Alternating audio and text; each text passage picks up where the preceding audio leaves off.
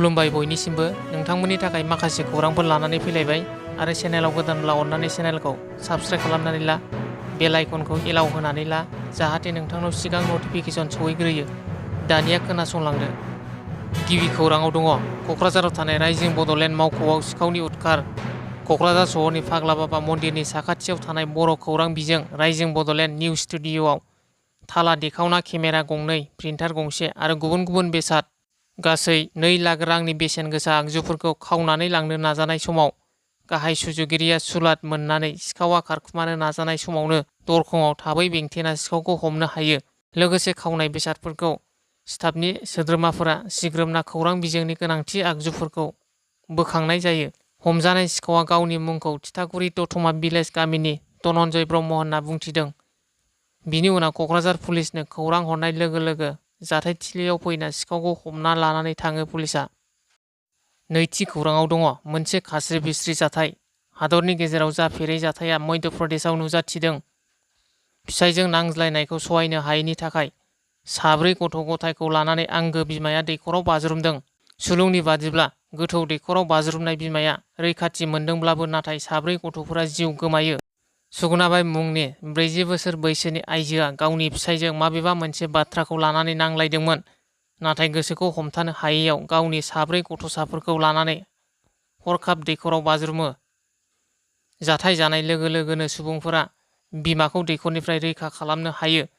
नाथाय दुखुनांथाव बाथ्रा दि 4 गथ'साफोरखौ रैखा खालामनो हायैनि जाहोनाव जिउ गोमायो।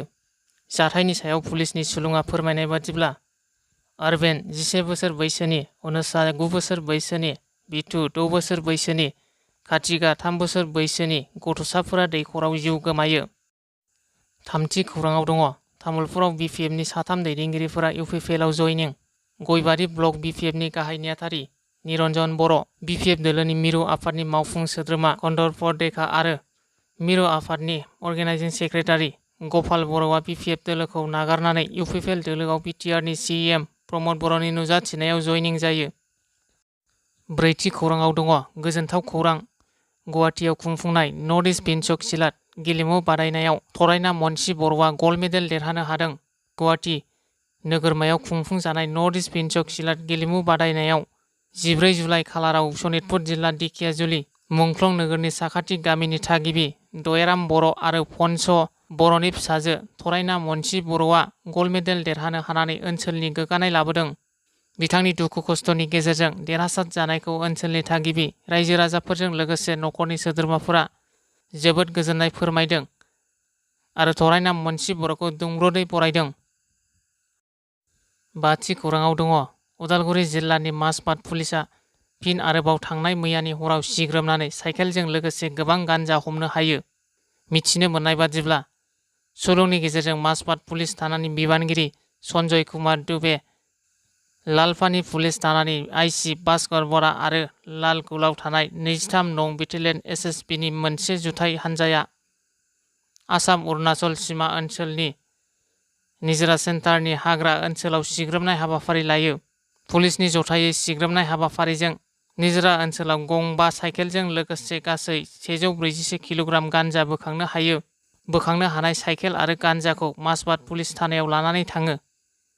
हमनो मोननाय गान्जानि बेसेनखौ 70 लाख रां जागौमोन होनना पुलिसआ मिथिहोयो आरो बे जाथायनि हेंथायै माजबाद पुलिसआ गसद थिसननानै बेनि सायाव नायबिजिरनाया सोलिगासिनो दं होननानै मिथिनो मोननाय जादों। द'थि खौराङाव दङ उदालगुरियाव दुंहाव थासारि। उदालगुरि तामुलपुर गाहाय लामानि थारगुथियाव गिलु बालु जाथाय। बे जाथायाव AS28 SC 1681 नम्बरनि डाम्पार गारिया सासे सुबुंखौ सौनानै जायगायावनो जिउ फोजोबो। जिउ गोमानाय सुबुंनि मुंखौ जमिर आली होनना मिथिनो मोन्दों। जाथाय जानाय जायगायाव ओनसोलनि सुबुंफोरा गारिखौ लाखिनो नाजायो आरो बे समावनो जाथाय जानाय जायगायाव रैखाथि हान्जाया सौहैयो। रैखाथि हान्जा आरो जायगानि रायजोफोरजों दान्थे बिदान्थे सोमजिदों होनना मिथिनो मोननाय जादों।